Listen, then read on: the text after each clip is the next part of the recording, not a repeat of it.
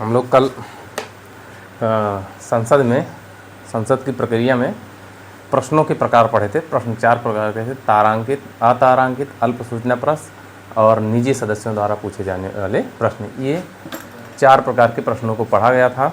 चारों की क्या खासियत है, किस कलर के पेज पर पूछे जाते हैं। तारांकित प्रश्न महत्वपूर्ण प्रश्न होते हैं जिनके उत्तर व्यक्ति तुरंत चाहिए होता है, तो मंत्री द्वारा उसके उत्तर तुरंत और मौखिक रूप से दिया जाता है। ठीक। और जब पूछने वाला सदस्य उससे संतुष्ट नहीं होता, पूरक या क्रॉस क्वेश्चन कर सकता है, इसकी अनुमति होती है।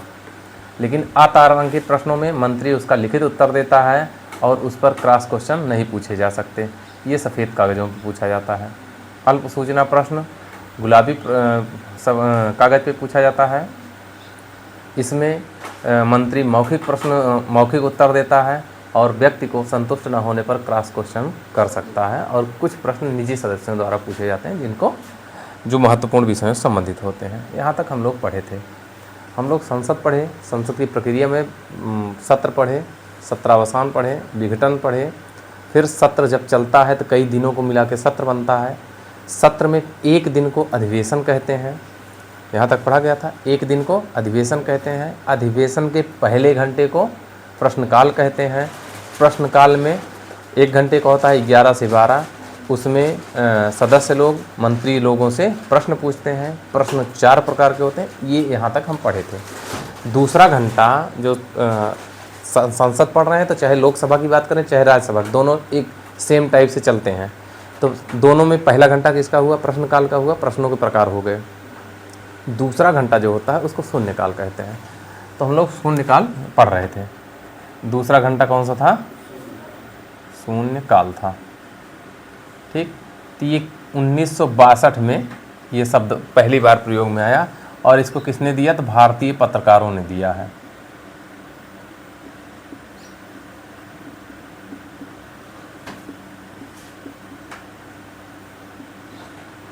मामला समझ में आया? ये 1 घंटे का ये भी होता है, तो इसको 12 से 1 मान लीजिए, 1 बजे तक।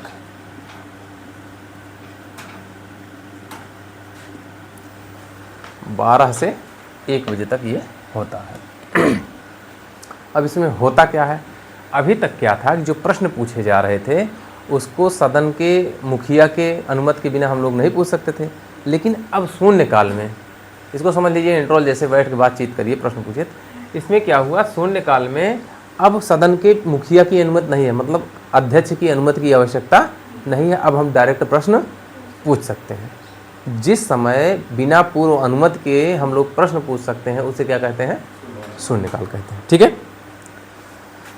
और ये शब्द कहीं भी संसद की किसी प्रक्रिया में कहीं लिखा उखा नहीं है, केवल भारतीय पत्रकारों ने इसका नाम दे दिया है, प्रक्रिया में नहीं है। ये पहली बैठक जो हो रही है इंट्रोल के पहले वाली, तो सबसे पहला घंटा कौन सा है? प्रश्नकाल है। दूसरा वाला शून्यकाल बोला जाता है। ठीक है। तो संसद की प्रक्रिया संबंधी नियम में नहीं है।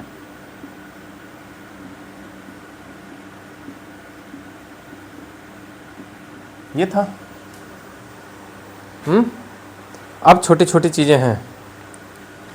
अब इस समय क्या होता है? इस अवधि में संसद सदस्य बिना पूर्व अनुमति के प्रश्न पूछ सकते हैं। बिना पूर्व अनुमति के प्रश्न पूछ सकते हैं। ठीक। आज इसको पढ़ लीजिए। कल करंट में हम लोग राष्ट्रीय पढ़ लेंगे, फिर पीछे वाला। ठीक। कल राष्ट्रीय करंट पढ़ा जाएगा। उत्तर प्रदेश हो गया है, राष्ट्रीय पढ़ेंगे। इस अवधि में संसद सदस्य बिना किसी पूर्व अनुमति के प्रश्न पूछ सकते हैं या प्रश्न उठा सकते हैं, ये मामला होता है। अब अगला चीज होता है संकल्प या प्रस्ताव।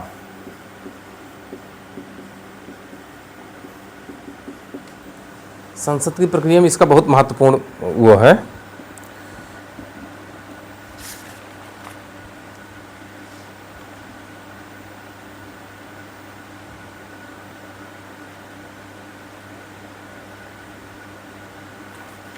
ठीक है, प्रस्ताव को ही दूसरी भाषा में संकल्प कहा जाता है। जब प्रस्ताव पूर्ण होता है तो उसको संकल्प कहते हैं, जब अपूर्ण होता है प्रस्ताव कहा जाता है। बस इतना मतलब है, कोई मतलब है नहीं, दोनों एक ही चीज़ें हैं।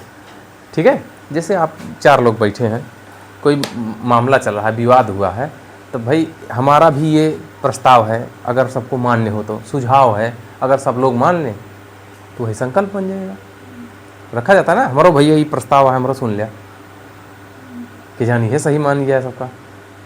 तो ऐसा कुछ भी जो सबके विचार के अनुरूप पूरा हो जाए उसको प्रस्ताव कहते हैं। मामला समझ में आ गया? ठीक है, तो इसमें क्या होता है, ये संसद के सदन के सामने जब लाया जाता है, इसमें राय व्यक्त की जाती है, सुझाव दिए जाते हैं।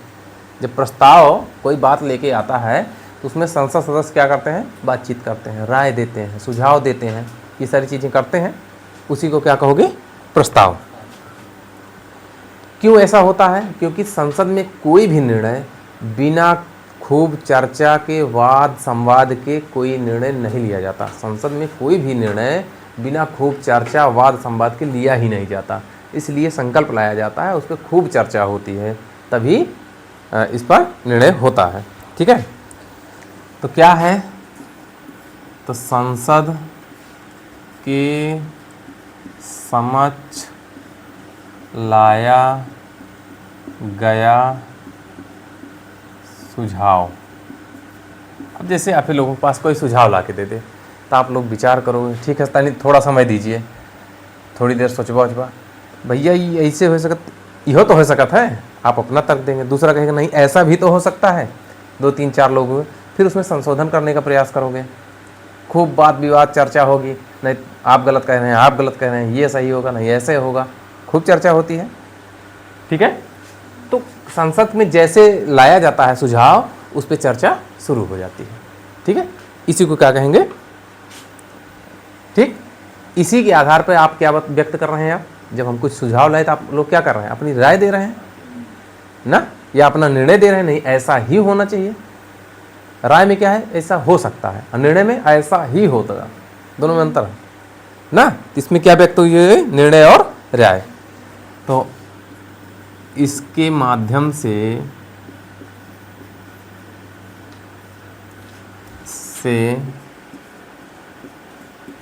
सदस्य अपनी राय या निर्णय व्यक्त करते हैं।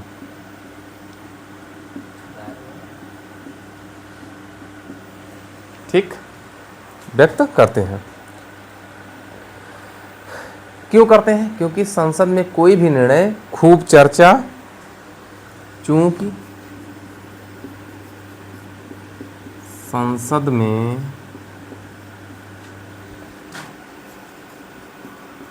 कोई भी निर्णय नहीं, कोई नहीं, किसी भी विषय पर, किसी विषय पर चर्चा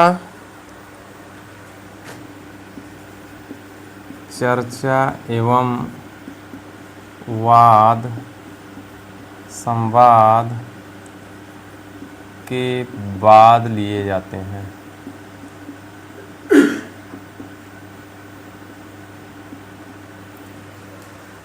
ठीक, इसलिए ये प्रस्ताव लाए जाते हैं।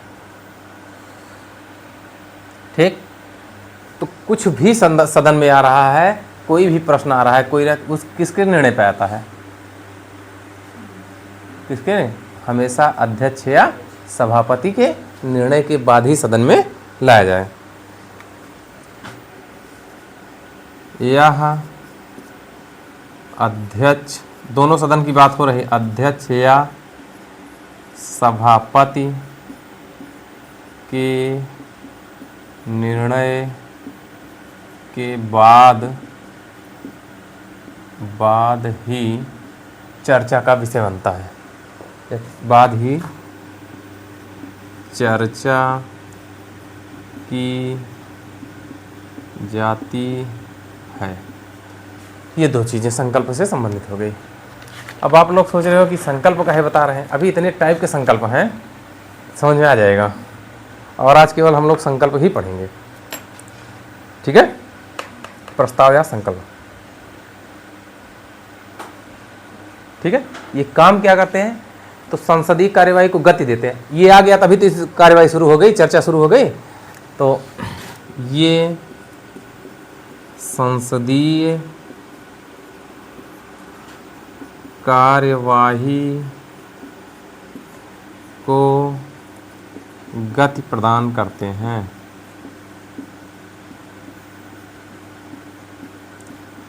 भाई सब लोग आके बैठे हो, कोई आया कोई शब्द बोल दिया, आप ट्रेन में जाते रहिए, सब लोग बैठे हैं शांति से। एक बात छिड़ गई तो लास्ट तक पहुँचते पहुँचते मारपीट झगड़ा लड़ाई तक की नौबत आ जाती है ना। तर्क वितर्क शुरू हो जाता है। लेकिन जब कोई मुद्दा नहीं होगा, चर्चा कहाँ से होगी, है ना। तो किसी भी संकल्प या प्रस्ताव की शुरुआत वहीं से शुरू हो जाती है। अब हमारा जिसका भी परिचय नहीं होता, हम लोग ट्रेन बस में जा रहे हैं, अगर वो हमारे पक्ष में हो गया तो मेरा दोस्त, हमारे विपक्ष में हो गया तो दुश्मन। जिन लोगों को जानकारी नहीं, मारपीट कर लेते हैं, और जो समझदार हैं, हाँ भाई आप ही सही हैं, है ना। तो बिना किसी संकल्प या प्रस्ताव के कोई सिस्टम शुरू नहीं होता। और ये संसद में कैसे होता है, तो अध्यक्ष की अनुमति के बाद ही प्रस्ताव लाया जाएगा, उस पर खूब चर्चा होगी। और जब चर्चा क्यों शुरू हो रही है, प्रस्ताव की वजह से, जिससे क्या हुआ, संसद कार्य करना शुरू कर दी, कार्यवाही उसकी अग्रसर हो गई ना। अब प्रस्ताव पर जब वाद विवाद होता है, उसकी 4 अवस्थाएं हैं। ऐसे नहीं है कि जैसे जैसे करिए, क्रमबद्धता है 4 प्रकार से, ठीक है। तो प्रस्ताव पर वाद विवाद की अवस्थाएं, प्रस्ताव पर वाद विवाद की अवस्थाएं,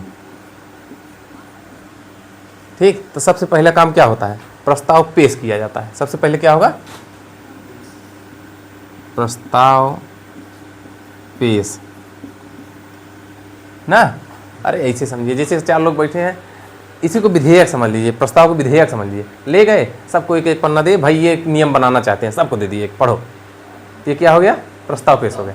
आप सब पढ़िए, ऐसी हमारा नुकसान हो, ये ऐसी ये समाज के नुकसान हो, ऐसी ये धर्म के, इससे इन वर्गों का नुकसान होगा ना, इन भाषा वालों का नुकसान होगा, इनका फ़ायदा हो जाएगा, है ना। ये सारी चीज़ें चर्चा यही शुरू हो जाएगी। तो पहला काम क्या होगा, उसका प्रस्ताव पेश होगा। दूसरा पॉइंट होगा, अध्यक्ष या सभापति द्वारा प्रश्न प्रस्तुति, मतलब समझ रहे हैं, प्रस्तुति या प्रस्तुत करना।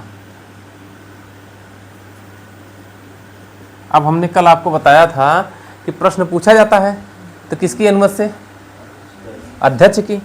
तो ये प्रस्ताव पेश हुआ तो इस पे प्रश्न पूछेंगे लोग चर्चा करके, कैसे, अपने मन से नहीं, अध्यक्ष से अनुमति लेंगे। तो अध्यक्ष बताएगा कि ये प्रश्न उठ रहे हैं, आप जवाब दीजिए।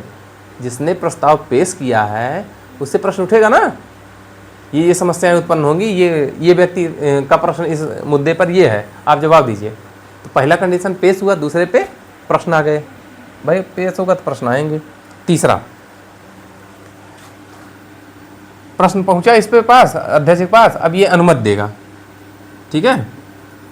अनुमति के बाद वाद विवाद एवं चर्चा। तीसरे प्रस्ताव पेश हुआ, अध्यक्ष के पास गया, उनके पास प्रश्न गए कि कौन कौन से प्रश्न उठ रहे हैं, फिर उन्होंने अनुमति दे दी प्रश्नों की। अब उस पर खूब चर्चा परिचर्चा होगी। हो गया इतना। और अंतिम में सदन की स्वीकृति या अस्वीकृति। अब क्या होगा, जब खूब चर्चा पर चर्चा होगी तो सबके समझ में आ जाएगा, तो ठीक है पास, या तो फिर बेकार है, कैंसिल, दो ही चीज़ें होंगी ना। तो कोई भी प्रस्ताव पेश होगा तो वो 4 स्टेप होते हैं उसके। प्रस्ताव पेश होगा, अध्यक्ष या सभापति दोनों का है, लोकसभा में अध्यक्ष, राज्यसभा में सभापति। प्रश्न इनके पास जाएगा, दोनों लोगों के पास। अब ये प्रश्न की अनुमति देंगे, वाद विवाद होगा उस पर खूब, और अंतिम में या तो पेश हो जाएगा, पास हो जाएगा, या तो हाँ समाप्त हो जाएगा, दो में से एक हो जाएगा। ये क्या हुआ? प्रस्ताव। ठीक है।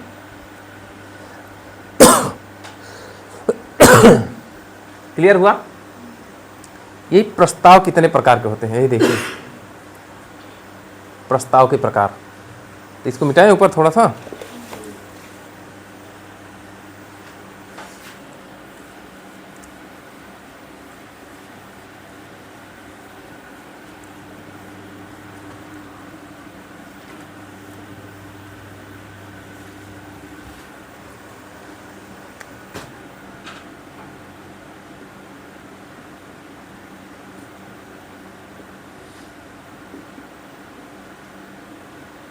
प्रस्ताव 3 प्रकार के होते हैं भैया।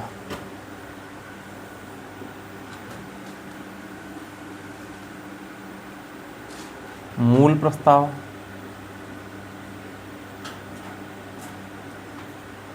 पहला मूल प्रस्ताव, दूसरा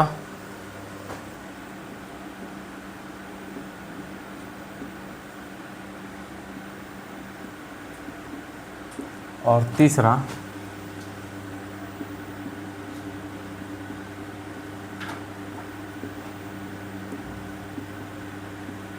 तीन प्रकार के। मूल प्रस्ताव का मतलब हुआ कि जिससे चर्चा शुरू हुई, हमने लाया कुछ पेश कर दिया, ये क्या हो गया?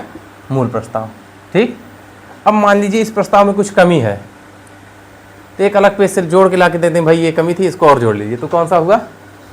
सहायक मतलब हुआ जो कमी हुई उसे पूरा कर दें, सहायक प्रस्ताव हुआ। अब मान लीजिए इसके जोड़ने के बाद भी वो सही नहीं हो रहा है, हटाइए फिर से नया, तो उसको हटा के उसके स्थान, किसी को हटा के दूसरे को रख देना, उसको स्थानापन्न कहते हैं। पहले कोई था उसको हटा दीजिए, दूसरा बैठ जाए तो स्थानापन्न या स्थानांतरण होता है ना। तो ये आया जैसे मूल प्रस्ताव, जो प्रस्ताव पेश किया गया वो मूल होता है। अगर इसमें कुछ कमी है तो इसके लिए कौन सा आएगा? सहायक आएगा। अगर ये दोनों पूरा नहीं कर पा रहे हैं, दोनों हटा दीजिए, नया आ जाए, तो कौन सा होगा? सामान्यतः समझ में आ गई बात कौन सा होता है। तो ये मूल प्रस्ताव की विशेषता पढ़ते हैं, उन दोनों में कोई विशेष खासियत नहीं है, केवल मूल प्रस्ताव की खासियतें हैं। ठीक है। तो ये अपने आप में पूर्ण होता है,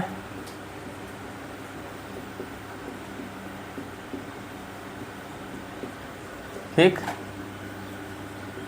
किसी दूसरे पर निर्भरता नहीं,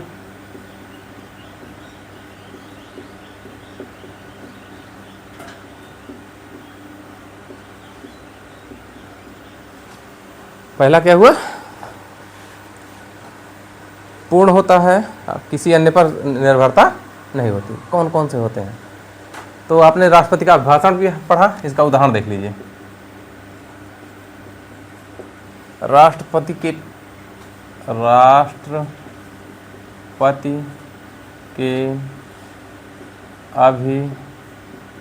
अभिभाषण के पश्चात धन्यवाद प्रस्ताव। ठीक। राष्ट्रपति जब अभिभाषण देता है दोनों सदनों में संयुक्त करके, तब उसके बाद उसको धन्यवाद दिया जाता है। अगर भैया धन्यवाद प्रस्ताव ना पास हुआ, इतना हल्के में ना लीजिए, उनको सबको ज़्यादातर आधे से अधिक लोगों को धन्यवाद देना होगा। अगर नहीं दे रहे हैं तो मामला सरकार गिर सकती है, इतना हल्के में ना लीजिए, आप बहुमत में नहीं हैं। तो धन्यवाद प्रस्ताव बहुत हल्का मत लीजिए, समझ में आ रहा है कि सरकार गिराने तक का। भाई इसका मतलब आप बहुमत में नहीं हैं, अगर नहीं पास हो रहा था आप बहुमत में नहीं है। तो राष्ट्रपति का अभिभाषण, तो अभिभाषण पर धन्यवाद प्रस्ताव। फिर स्थगन प्रस्ताव, ये हो गया। विश्वास प्रस्ताव,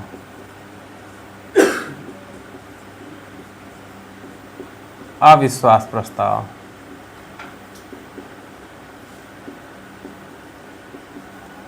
ये दोनों केवल लोकसभा में आते हैं। विश्वास और अविश्वास कहाँ आते हैं? लोकसभा में आएंगे। ठीक है। राज्यसभा के सभापति,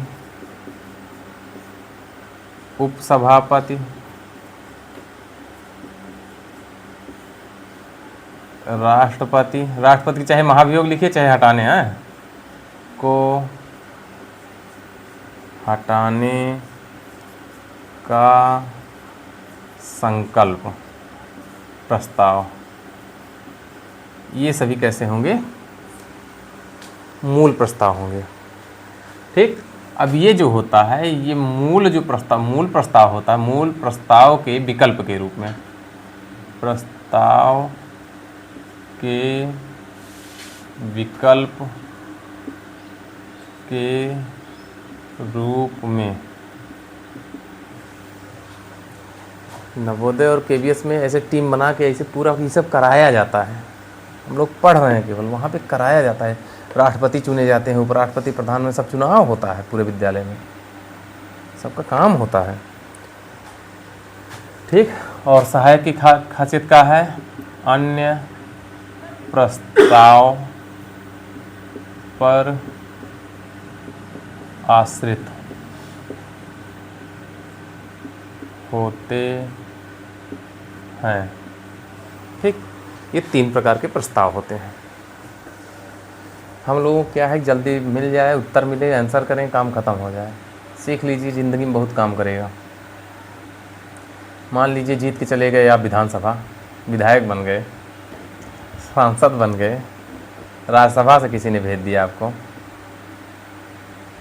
तो अमेठी वीरों की धरती है। ये बहुत चर्चा में रहता है, यहाँ से कोई ना कोई होता रहता है, तो आप देखते रहिए। और हमको लगता है कि अमेठी से बहुत जल्दी राज्यसभा जाने वाला एक व्यक्ति तैयार है। वो प्रतिनिधित्व करेगा और बढ़िया व्यक्ति है ना। पता है कौन जाएगा? जाने वाले हैं एक लोग। ठीक है। राज्यसभा सदस्य बनने वाले हैं, जहाँ तक हमारा अनुमान है या वो है। तो ये सारी प्रक्रिया आप देखिए, तो ये सब पढ़े लिखे नहीं होते हैं, लेकिन जब 5 साल 2 साल रह लेते हैं तो हम लोगों से ज़्यादा जानकारियाँ उनको हो जाती हैं। कारण वो देख रहे हैं, रोज़ व्यवहार में उनके आ रहा है। और देखिए तो कैसी कैसी अंग्रेजी में शब्दों को बोलते हैं। ठीक। तो चलें एक एक प्रस्ताव को पढ़ना शुरू करें। हम उठाते हैं विश्वास प्रस्ताव को।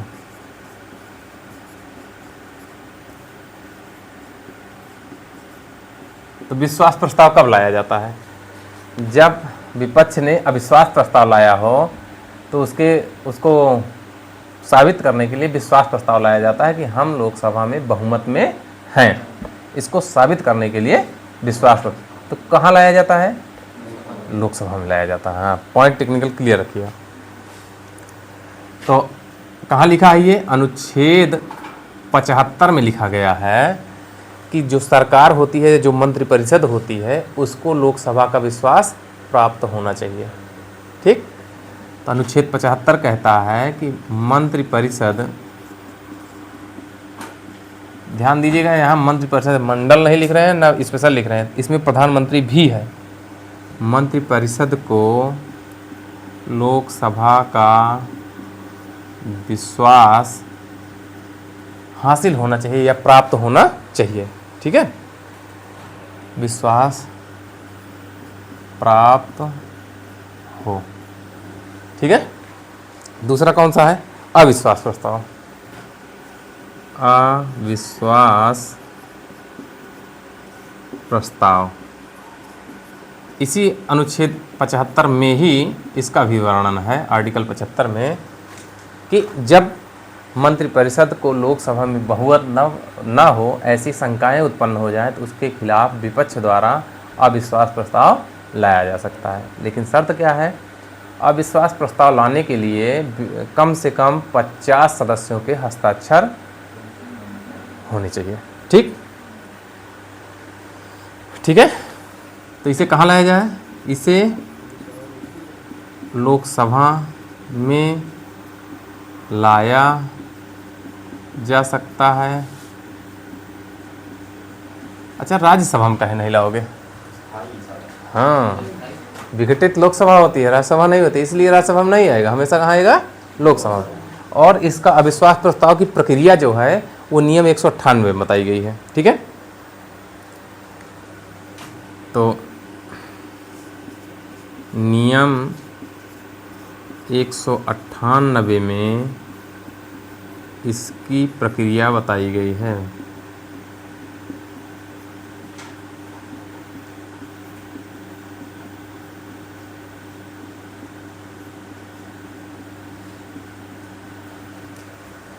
ठीक, ये हो गया अविश्वास। कितने सदस्यों को हस्ताक्षर चाहिए?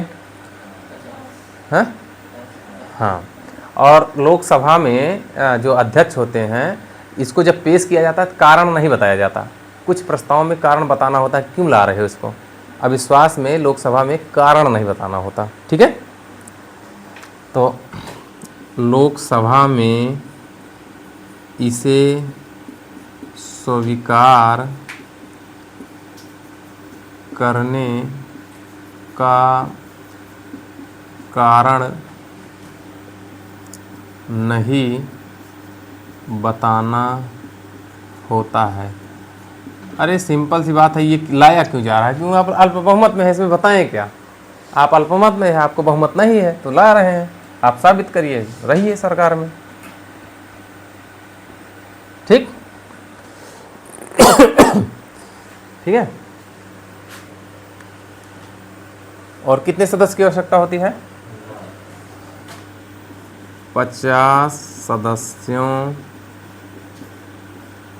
के हस्ताक्षर द्वारा ना, तभी लाया जा सकता है। अभी बहुत सारे प्रस्ताव आएंगे। ठीक है, कौन लाता है इसको? हाँ, कौन लाएगा? इसे विपक्ष द्वारा लाया जाता है। अगर पारित हो जाए तो, हाँ, तो अगर पारित हो जाए तो ठीक है, इसी में यहीं आगे लिख दे रहे हैं। अगर पारित हो जाए तो सरकार गिर जाती है। ब्रैकेट लिखिए, बहुमत खो देती है। ये गिर शब्द सही नहीं है, इसलिए बहुमत लिख दे रहे हैं। कहाँ गिर रही भाई? तो गिर ठीक नहीं है, वो हम लोगों की भाषा में ठीक है, लेकिन गिर ठीक नहीं है। तो सीधी सी बात है, अपना बहुमत खो देती है। हाँ, तो सरकार नहीं रहेगी। गिरना का मतलब सरकार अब नहीं रहेगी। ठीक है, ये कौन सा था? 2 प्रस्ताव हो गए ना। एक आता है निंदा प्रस्ताव। तो शब्द से समझ में आ रहा है? हाँ, निंदा मतलब किसी की बुराई करना है। क्यों लाया जा रहा है? किसी, ये प्रस्ताव किसके विरुद्ध लाते हैं? मंत्री के विरुद्ध आते हैं। ठीक है, तो किसी मंत्री की बुराई करने के लिए जब लोग होता है तो निंदा प्रस्ताव लाया जाता है कि ये एक कांड हुआ, आपने कुछ नहीं किया, ऐसा है वैसा है। देखिए, तो ट्रेन लड़ी रहती है तो इस्तीफा दे देता है मंत्री, क्योंकि प्रश्नों के जवाब नहीं दे पाता, तो उससे भागने के लिए, निंदा से भागने के लिए वो इस्तीफा देते हैं। ठीक है, तो कहाँ लाया जाएगा? केवल लोकसभा में लाया जाता है।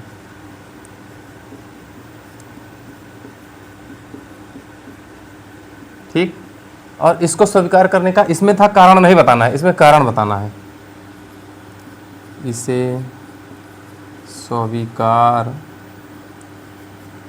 करने का कारण बताना होगा।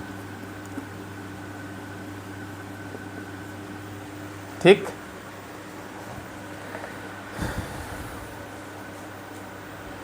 ठीक, तो निंदा प्रस्ताव किसके द्वारा लाया जाएगा? किसके पास? विपक्ष द्वारा। निंदा प्रस्ताव किसके द्वारा? विपक्ष द्वारा। यह विपक्ष द्वारा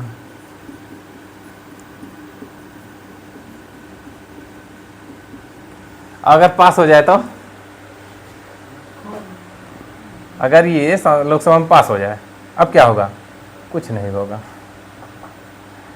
कुछ भी नहीं होगा। बस उस पर दबाव हो जाता है कि आप अल्पमत में हैं भाई, विरोध ज़्यादा हो गया ना, दबाव हो जाता है, होता कुछ भी नहीं है। ठीक, मतलब सरकार गिरने उड़ने का डर और नहीं है, सिंपल बात यह है। या सरकार के बहुमत अल्पमत होने का कोई दिक्कत नहीं, क्योंकि एक मंत्री के खिलाफ एक मंत्री गड़बड़ है, मंत्री हटा दिया जाएगा, दूसरा बनेगा। ठीक, तो अच्छा बुराई करने से किसी क्या फ़र्क पड़ेगा? कोई पड़ता है? कुछ भी नहीं। निंदा मतलब बुराई, तो इससे मंत्रिपरिषद पर कोई प्रभाव नहीं पड़ता है। सिंपल बात हो गई। ठीक है, निंदा हो गया। अब आ करते हैं विशेषाधिकार प्रस्ताव। विशेषाधिकार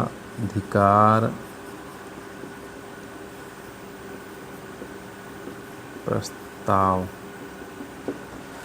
तो जब संसद सदस्यों के विशेषाधिकारों का हनन होता है, ठीक है, जब विशेषाधिकार मिले हुए हैं संसद सदस्यों को, तो उनके विशेषाधिकारों में समस्या होती है, तब इसको लाया जाता है।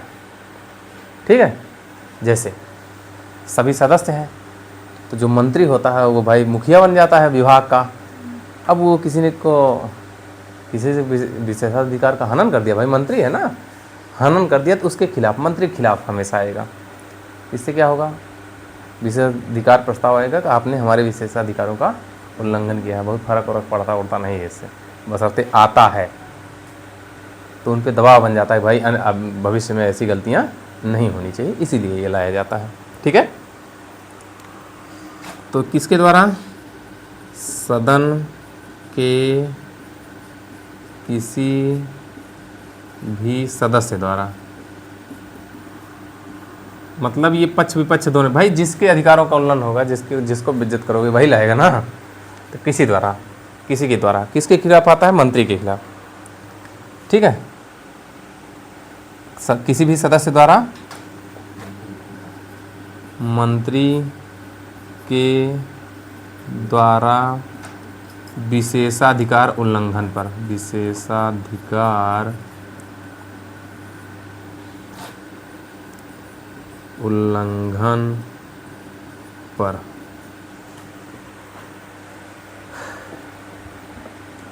ये कौन सा हुआ? विशेषाधिकार प्रस्ताव हो गया। इसके बाद आता है ध्यानाकर्षण प्रस्ताव। कौन सा? ऊपर कर दें।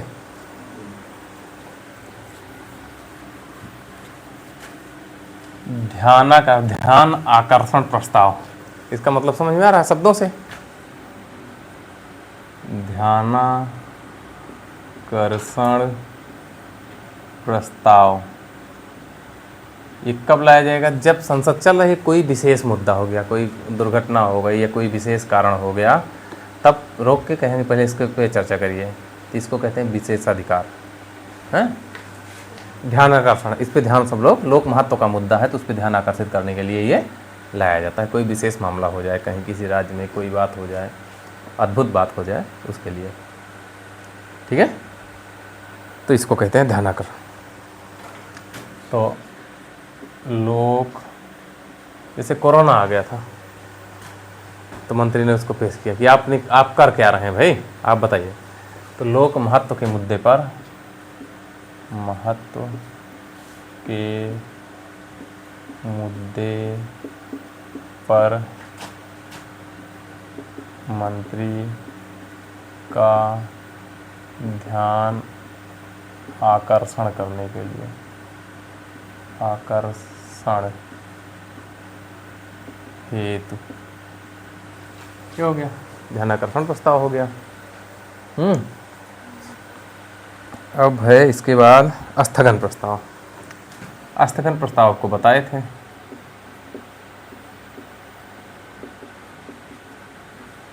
तो जब संसद या अधिवेशन चल रहा होता है, संसद या अधिवेशन चल रहा होता है, तो उसको कुछ सेकंड, कुछ मिनट, कुछ घंटे या कुछ दिन के लिए जब रोकना होता है उसको क्या कहते हैं? स्थगन प्रस्ताव कहते हैं। स्थगन कहते हैं ना, तो किसी प्रस्ताव द्वारा वो रोका जाएगा, ठीक, तो उसी को क्या कहेंगे? स्थगन प्रस्ताव कहते हैं। तो कहाँ लाया जाएगा? दोनों सदनों में, ठीक है। तो स्थगन प्रस्ताव किसकी अनुमति से पेश होगा? हाँ, पीठासीन अधिकारी के अध्यक्ष के द्वारा, लोकसभा में लोकसभा अध्यक्ष द्वारा, राज्यसभा में सभापति द्वारा, ठीक। कितने सदस्य की अनुमति चाहिए इसमें? 50, ठीक है।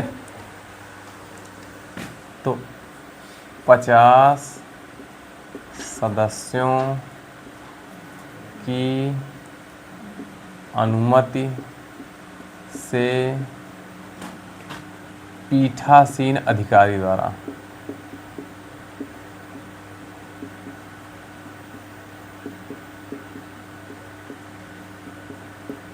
ठीक है। ये कौन सा हुआ? स्थगन प्रस्ताव हो गया, ठीक है। और इसमें पक्ष विपक्ष नहीं होता, कोई भी पेश करे। और कहाँ पेश करे? लोकसभा में। कोई भी सदस्य पेश कर सकता है, ठीक है। स्थगन प्रस्ताव को कोई भी सदस्य पेश कर सकता है। कहाँ पे? लोकसभा में। अब स्थगन क्यों रोका जा रहा है? तो क्यों कोई लोक महत्व का मुद्दा हो, लोक महत्व का मुद्दा हो, तब जब कोई विशेष बात हो, कोई लोगों से संबंधित कोई विशेष मामला हो, तब इसको संसद के किसी सदस्य द्वारा, लोकसभा किसी सदस्य द्वारा पेश किया जा सकता है। बशर्ते 50 लोगों का समर्थन उसको प्राप्त होना चाहिए, तभी ये पेश होगा। ये कौन सा था? स्थगन, ठीक है। अब इसमें कुछ ये थोड़ा सा टेक्निकल चीज़ें हैं, और जब पूछेगा तो बहुत बारीक क्वेश्चन होता है, सही वही होगा नहीं, तो जान लीजिए, कम से कम बेस तो सही हो जाए, सही कर लोगे आज के बाद। अब ध्यान दीजिएगा, जैसे कोई कार्यवाही चल रही है, सुबह से चल रही है, तो आप दौड़ते हुए आए, ऐसा हो गया, रुकिए। अचानक आप दौड़ के आए या बैठे हैं, फ़ोन आया कि भाई ये हो गया, यहाँ पे विशेष घटना, दुर्घटना हो गई, तो तुरंत पेश होगा, भाई इसको रोकिए, यहाँ पे ऐसा ऐसा मामला हो गया, पहले इस पर चर्चा करिए, क्या किया जाए ना। तो कैसा हो गया? लोक महत्व का हो गया, ठीक है। 50 सदस्यों ने मिलकर इसको कहा कि हाँ भाई गंभीर मामला है, इस पर चर्चा होनी चाहिए। कोई भी सदस्य पेश करते, पक्ष विपक्ष जिसको पता चले वही करते हैं। और मामला कैसा होना चाहिए? लोक महत्व का। इसकी खासियत देखिएगा, इसमें केवल एक प्रश्न होता है,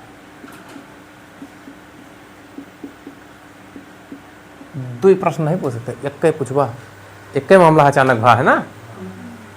तो स्थगन प्रस्ताव में हमेशा कितने प्रश्न?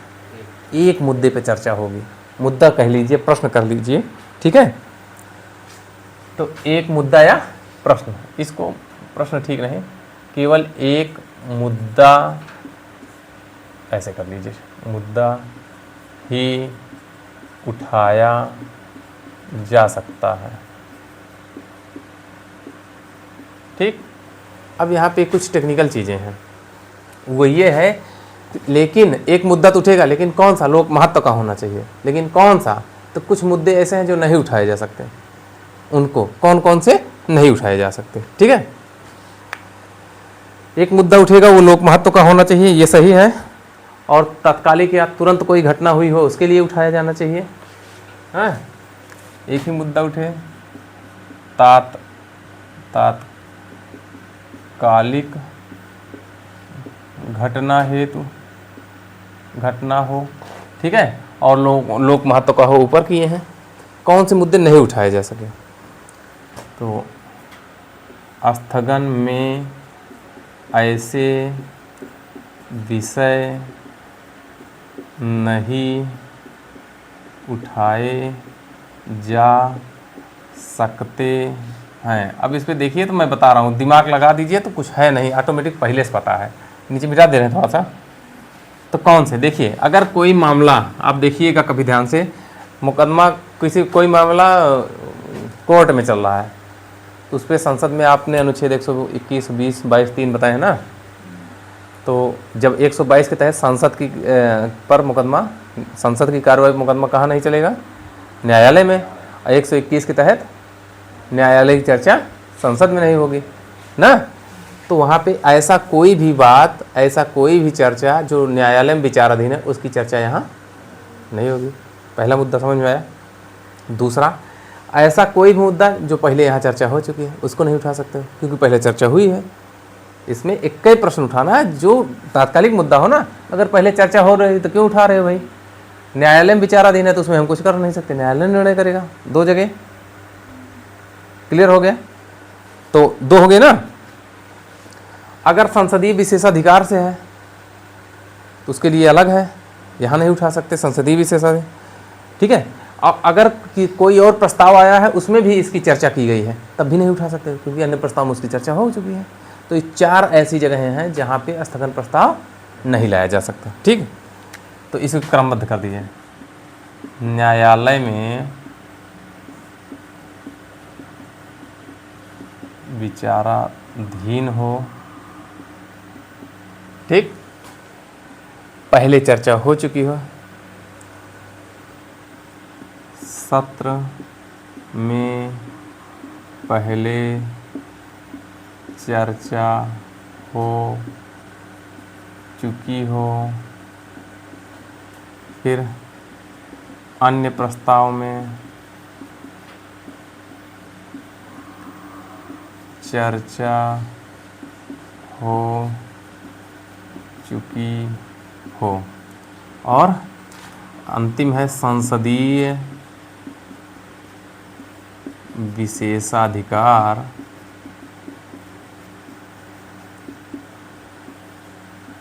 से संबंधित हो। ये इतनी चीज़ें, 4 चीज़ें, इसके 4 मुद्दे इसमें नहीं उठाए जा सकते हैं, ठीक है। अंतिम आता है धन्यवाद प्रस्ताव। तो धन्यवाद प्रस्ताव में अगर पारित नहीं होगा सरकार गिर जाएगी। तो धन्यवाद प्रस्ताव कब लाया जाता है, हाँ, राष्ट्रपति के। तो ये है, अगला है धन्यवाद प्रस्ताव। तो कब लाया जाएगा, राष्ट्रपति के अभिभाषण के पश्चात लाया जाता है। फिर अगर पारित ना हो तो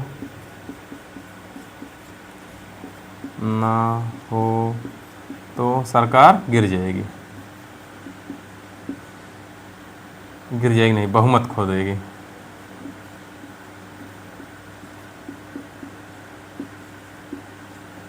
अभी जैसे आप लोग प्रैक्टिस मार रहे थे तो उसमें नाम निर्दिष्ट कर दे रहा था तो मनोनीत होता है, उसका मतलब पता नहीं, बार बार गलतियां कर रहे हैं। तो शब्दों से थोड़ा सा जानते रहिएगा। मनोनीत नाम निर्दिष्ट एक ही बात है, नहीं बार बार मनोनीत हम बोले हैं और वहाँ पे शब्द चेंज कर दिया, ठीक है। ये हो गया, कौन सा होगा, धन्यवाद हो गया। और अंतिम है समापन प्रस्ताव या कटौती प्रस्ताव। समापन प्रस्ताव या कटौती प्रस्ताव,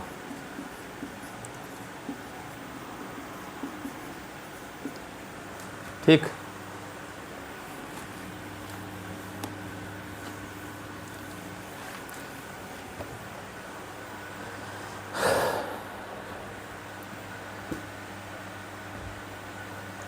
ठीक, शब्द से क्या पता चल रहा है, कुछ खत्म करना है। तो सदन में जो चर्चा चल रही है उसको बंद करना है, उसी लिए लाया जाएगा, ठीक है। तो क्यों लाया जाता है, चर्चा को समाप्त करने हेतु, ठीक है। तो चर्चा को रोक के इसको ला के खत्म कर देते हैं, सत्र खत्म हो जाता है, सदन रोक दिया जाता है ना। अब ये भी तगड़ा है, लेकिन नॉर्मली बता रहे हैं आप लोगों को। समापन प्रस्ताव 4 प्रकार का होता है। ठीक, मैं चारों प्रकार लिख रहा हूँ, केवल वही, बस चारों प्रकार लिख दे रहा हूँ बस। साधारण समापन प्रस्ताव,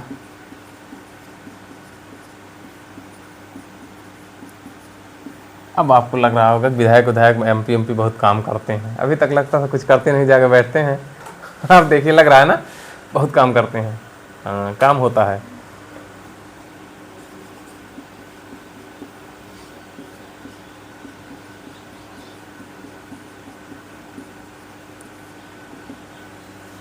कंगारू या गिलोटिन, घटकों द्वारा प्रस्ताव,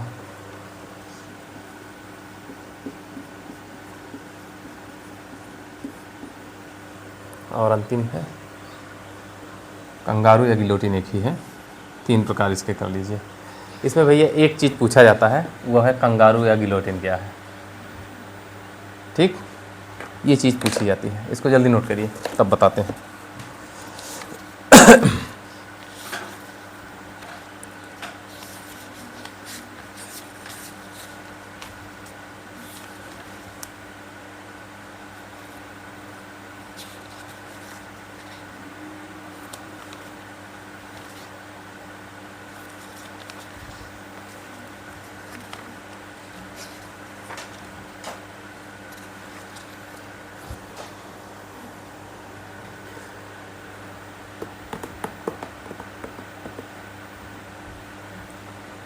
एक लास्ट पॉइंट है इसका, उसके बाद हम आते हैं विधेयक के प्रकार पर, संसद की प्रक्रिया पे आते हैं।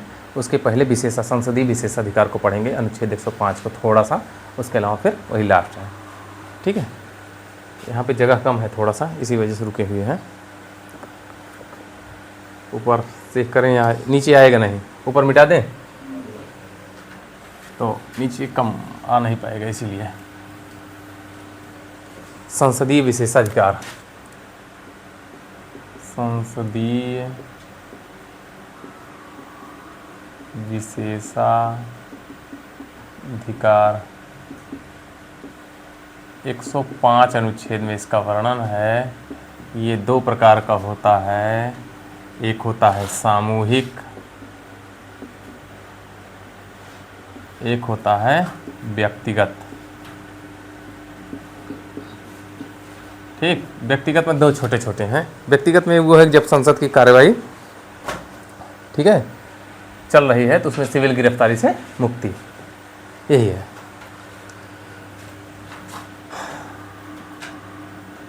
सिविल गिरफ्तारी से, सिविल का मतलब हुआ सामान्य मुकदमों से, फौजदारी वाले झगड़े लड़ाई वाले में नहीं रोक है, केवल सामान्य में। तो सिविल में क्या होता है, जब सत्र चल रहा हो तो उसके 40 दिन पहले तथा 40 दिन बाद तक गिरफ्तारी पर रोक है।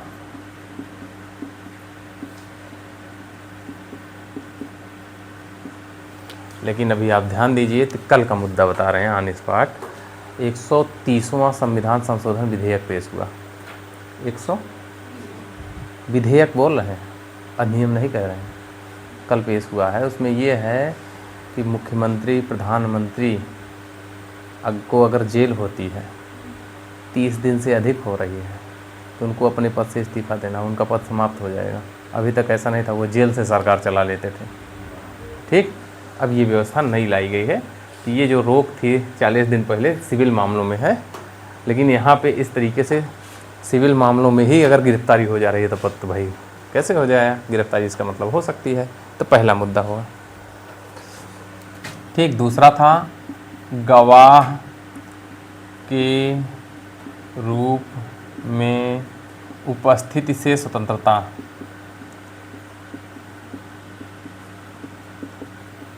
ये जो 130वां लाया जा रहा है, ये मुद्दा है दिल्ली विधानसभा का। जब अरविंद केजरीवाल जेल चले गए तब भी वो इस्तीफा नहीं दिए। इसीलिए ये व्यवस्थाएं की जा रही हैं कि ऐसे भविष्य में और सारी समस्याएं हो सकती हैं, तो ये कारण बन सकता है। सामूहिक विशेषाधिकार में संसद की जो कार्यवाही होती है भैया, उसकी न्यायालय जांच नहीं कर सकता। संसद की कार्यवाही की जांच न्यायालय नहीं करेगा। कहाँ लिखा है? अनुच्छेद 122 में लिखा हुआ है। ठीक, संसद के अंदर क्या क्या कार्रवाइयाँ हो रही हैं उसमें न्यायालय हस्तक्षेप नहीं करेगा। इसी तरह न्यायालय क्या कर रहा है, संसद भी उसमें चर्चा नहीं करेगी। ये था। तो जो संसद चल रही है उसके बहस और कार्यवाही का प्रकाशन संसद चाहे तो होगी, नहीं तो नहीं होगा। ये भी रोक लगा है। बहस और कार्यवाहियों का प्रकाशन एवं प्रकाशन पर रोक का अधिकार। ठीक है, सामूहिक अधिकार है तो का अधिकार है इनके पास, अधिकार, सामूहिक अधिकार है इसके पास। ये 105 रोकने का अधिकार कहाँ दिया है? 105(2) में ये है। हो गया इतना। तीसरा, बाहरी व्यक्तियों को संसद में जा सकते हैं हम लोग को अंदर आने से रोकना है, को सदन से बाहर निकालने का अधिकार।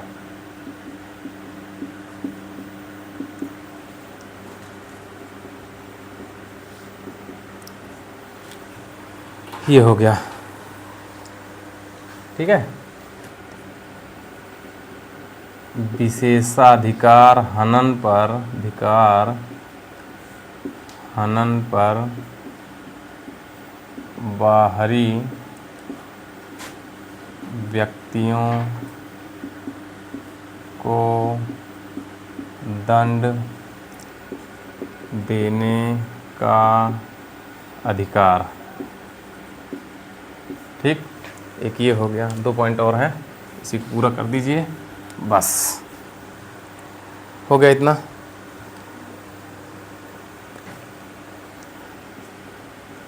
परिसर के भीतर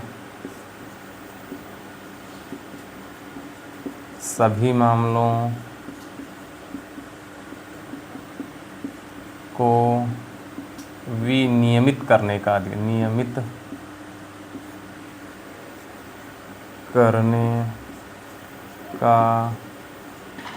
अधिकार। और अंतिम है साधारण या सिविल गिरफ्तारी, जो है साधारण वारंट पर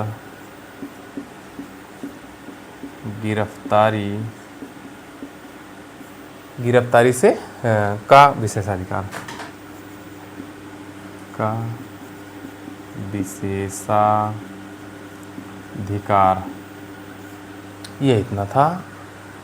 अब हम लोग कल से इसी में अनुच्छेद 106 है, सदस्यों